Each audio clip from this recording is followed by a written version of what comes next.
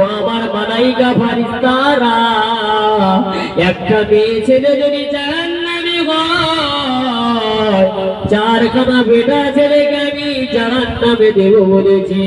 দেখো এই মেয়ে আব্বা কোথায়, এই মেয়েটার বড় ছেলে কোথায়, এই মেয়েটার বড় ভাই কোথায়, চারজন কোথায় আছে খোঁজো। চারজনকে খুঁজে খুঁজে আনা হবে। চারজনের মধ্যে তিনজন জান্নাতে আরামে আছে, একজন জাহান্নামে পড়ছে। আল্লাহ বললে মালাইকা ফারিস্তারা রে, এই চারজনকে একত্রিত করে দিও আর এই তিনটির সাথে করে নিয়ে জাহান্নামে ফেলে দে। আমি আল্লাহ এই মেয়েটার উপরে হক না আদায় করার কারণে আমি আল্লাহ আমারই বিচার হলো এমনই। এবার ভাববে, যদি একটা মেয়ে ছেলে নামাজি যদি না হয়, জাহান্নামী হয়, তাহলে আমারও যেতে হবে। তাহলে মৌলানা সাহেব, একটা মেয়ে ছেলে যদি জান্নাতি হয়, তার জন্য স্পেশাল অফার আরো কি আছে?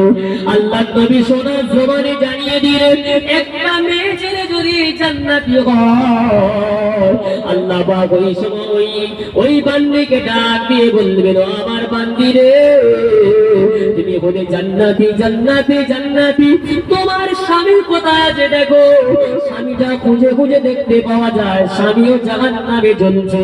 আল্লাহ পাক বলবেন, আমার বান্দি রে, তোমার জন্য আমি ইজাজত সুপারিশের হকদার বানালাম, যাও জাহান্নামের ভিতরে ঢোকো। 10 জন তোমার আহাল বর্গদের মধ্যে যারা যারা জাহান্নামে জ্বলছে, তাদেরকে টেনে টেনে টেনে টেনে আমি আল্লাহ পাক আমার কাছে দাঁড় করাও। আমার বান্দী, তোমার ইজাজতের বিনিময়ে তাদের জাহান্নামের আগুনটা হারাম করে দিয়ে জান্নাত নসিব করে দেব। চুরি বলো বাবাজি, আমি যদি জান্নাতি হওয়ার আশা যদি থাকে, আমি ইবাদত করলাম, আমার কিন্নিকে করালাম, যদি কোনো কারণবশত যদি আমি জাহান্নামী যদি হই, আমার স্ত্রী যদি জান্নাতি হয়, কিয়ামতের মাঠে সুপারিশ করে আমার স্ত্রী আমার তুলবে। জোরে বলুন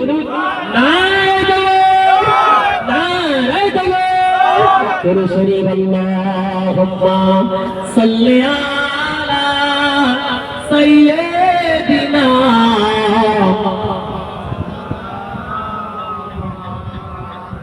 ওয়া আলা আলিহি।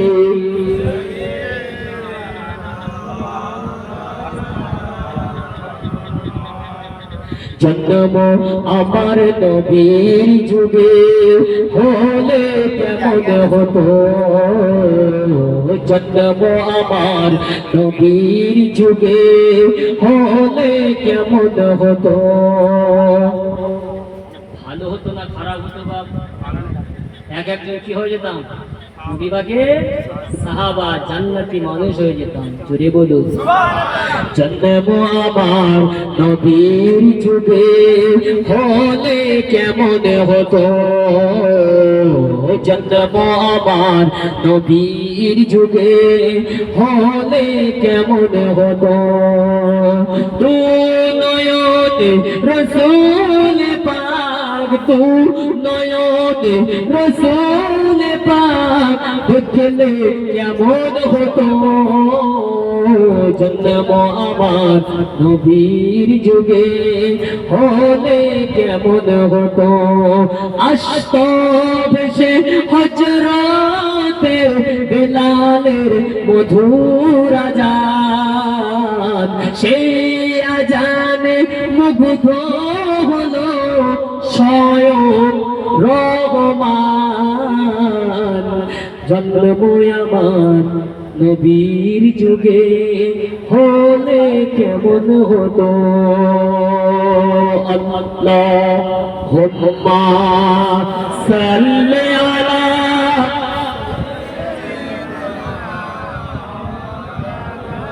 ওয়া আলা আলিহি।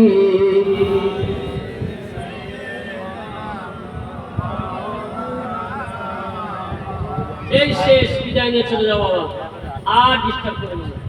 এবার বলুন কোন জায়গায় ছেড়ে দিও বাবা?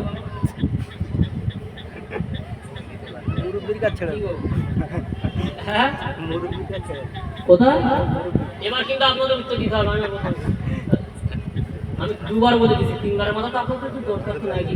মানুষ একবার ছাড় দেয়, দুবার ছাড় দেয়, তিনবারের মাথা বলে না এবার ঠিক হয়েছে।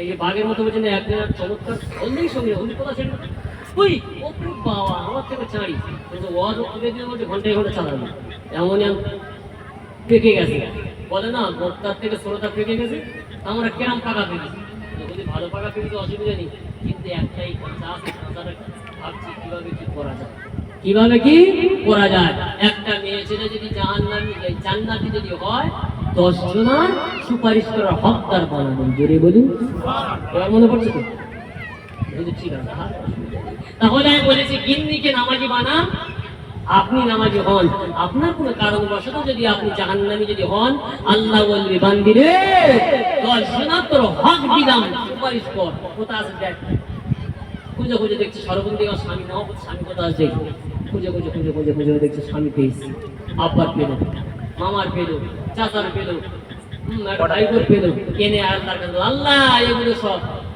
আমার আহাল বর্গ আল্লাহ বলে মালাইকা ফারিস্তা এইগুলো দিয়ে জান্নাতে দিয়ে দাও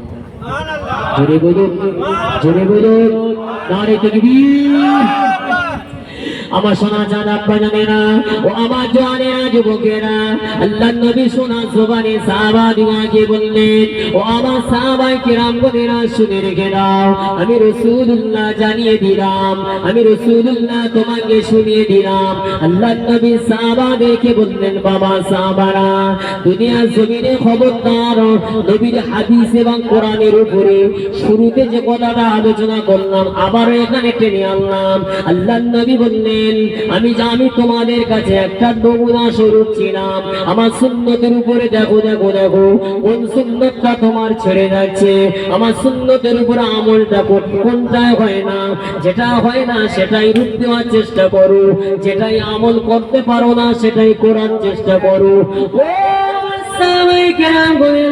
আমি রাসূলুল্লাহ তোমাকে জানিয়ে দিলাম তোমাদেরকে শুনিয়ে দিলাম সাহাবায়ে কেরাম বলেরা আল্লাহর নবীর হাদিস মোবারক কানাডা শুনে একে অপরে সবাই বসে চিন্তা করতেন আমার ভিতরে এই সুন্নতটা আছে তোমার ভিতরে কি সুন্নতটা আছে বাড়ি গিয়ে যে আলোচনা করে আমার ভিতরে সুন্নতটা আছে তোমার ভিতরে কি সুন্নতটা আছে আমি এই দোয়াটা জানি তুমি কি এই দোয়াটা জানো জিন্নিকে জিজ্ঞাসা করে আল্লাহর নবী সোনা জবানে জানিয়েছেন বাথরুমে ঢুকলে কিন্তু একটা শয়তান থাকে ওই শয়তানটার নাম কিন্তু দুটো শয়তান একটা হলো খুব অপরটা হলো খবাইস তুমি কি জানো আল্লাহর নবী সোনা জবানে জানিয়ে দিয়েছেন যখন তুমি বাথরুমে ঢুকবে দোয়াটা পড়বে বললে শয়তান দূরে সরে চলে যাবে তোমার উপরে কোনো আসর হবে না আল্লাহর নবী বলেন দোয়াটা দোয়াটা সাহাবারা শোনো আল্লাহর নবী পড়তে থাকেন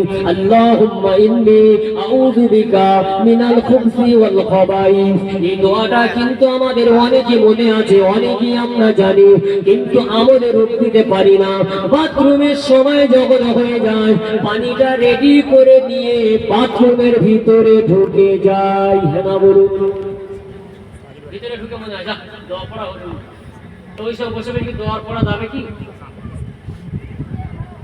আর শয়তানের কাজ কি লজ্জা স্থানটা নিয়ে খেলা লাস্ট পজিশনে দেখবো অনেক মাহবুবদের কিন্তু শয়তানি রোগ চাপ হ্যাঁ না বলুন অনেক বেটাছেদের কিন্তু শয়তানি রোগ হয় অসহসা রোগ হয় ও আল্লাহ পাকে বান্দারা আল্লাহর নবী সাল্লাল্লাহু আলাইহি ওয়াসাল্লাম সোনা জবানে জানিয়ে দিলেন সাহাবারা শুনে এসে বাড়িতে এসে আলোচনা করে আল্লাহর নবী আজকের এই হাদিসটা শোনালেন বাথরুমে ঢোকার আগে কটা সুন্নত আছে সুন্নতগুলো আল্লাহর নবী শোনালেন বাথরুমে ঢোকার আগে বাম পা দিয়ে ঢুকতে হবে তার আগে দোয়াটা পড়তে হবে বাম পা দিয়ে দোয়াটা পড়ে বাম পা দিয়ে ঢুকে ভিতরে প্রবেশ করে ঠিকমতো সুন্দরভাবে বাথরুমের কাজটা তোমার সমাধান করতে হবে।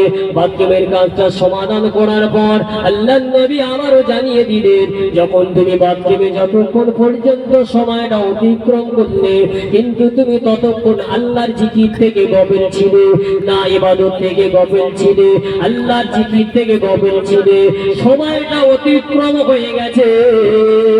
আল্লাহর নবী সোনার জবানে জানিয়ে দিলেন, ওই সময় বাইরে বার হয়ে আল্লাহর কাছে মাফি চাও। গুফরানাকা আলহামদুলিল্লাহিল্লাযী আযহাবা আন্নিল আযা ওয়া আফাদি। আল্লাহর কাছে মাফি চাও, ক্ষমা চাও, আল্লাহ মাফ করে ফেলেছি, আল্লাহ জরুরত সাথে ভিতরে ঢুকেছিলাম, সেই সময়টুকু তোমার ডাকতে পারিনি, আল্লাহ সেই সময় যদি কোনো গুনাহ হয়ে থাকে আল্লাহ তুমি মাফ করে দাও, ক্ষমা করে দাও। আলহামদুলিল্লাহিল্লাযী আফানি আলহামদুলিল্লাহিল্লাযী আযহাবা আন্নিল আযা ওয়া আফানি। আল্লাহ আমার শরীরের ভিতরে যে বদবুটা ছিল, শরীরের ভিতরে যে নাপাকিটা ছিল, আল্লাহ তুমি দূর করার ক্ষমতা দিয়েছো, আল্লাহ দূর তো করেছি, আল্লাহ এর জন্য শুকরিয়া। আলহামদুলিল্লাহ আলহামদুলিল্লাহ। আল্লাহর নবী সাহাবাদেরকে বললেন, ও আমার সাহাবায়ে কেরাম বলেনা শুনে রেখে দাও, যখন তোমরা পার হবে ডান পা দিয়ে পার হয়ে বাইরে দাঁড়িয়ে দাঁড়িয়ে দোয়াটা পড়ে নেবে, গুফরানাকা আলহামদুলিল্লাহিল্লাযী আযহাবা আন্নিল আযা ওয়া আফাদি। আমল যদি করি আলহামদুলিল্লাহ, যদি না করি বিশ্বনবীর মহব্বতের বসেছেন জলসায়, চেষ্টা করবেন আগামীকাল থেকে করবো, ছাড়বো না। যদি এই মত মানসিকতাটা নিয়ে যদি বাড়িতে যদি চলে যান, একের পর এক আপনার সুন্নতের আমল বেড়ে যাবে। আল্লাহুম্মা আমিন। সাহাবারা শুনতেন, বাড়ি গিয়ে আলোচনা করতেন, কাজে রূপ দিতেন। এটাই হলো সাহাবা। আমরা হলাম উম্মাত, আমরা শুনতাম, শুনে বাড়ি গিয়ে আলোচনা করিনি, আমলও করিনি, এটাই হলো দুর্বলতা। দূর করা যাবে? হ্যাঁ না? কারা কারা রাজি আছে? আজকে আমার জবান দিয়ে যা শুনবেন, আমার পরে যে ওলামা আসবে সেটা শুনবেন, একটা হাদিসের উপর আমল করবেন ইনশাআল্লাহ। আমি আজকে বলে এসেছি দুপুরের সময়, যুবক ছেলেরা এক ওয়াক্ত নামাজ পড়ো, 5 ওয়াক্ত পড়তে হবে।